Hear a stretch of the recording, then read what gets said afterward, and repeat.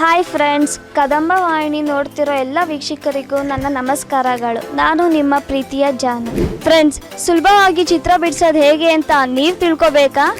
ಹಾಗಿದ್ರೆ ನಮ್ಮ ಕದಂಬ ವಾಹಿನಿಯಲ್ಲಿ ಬರುವ ಚಿತ್ರಕಲೆ ಕಾರ್ಯಕ್ರಮವನ್ನು ತಪ್ಪದೇ ವೀಕ್ಷಿಸಿ.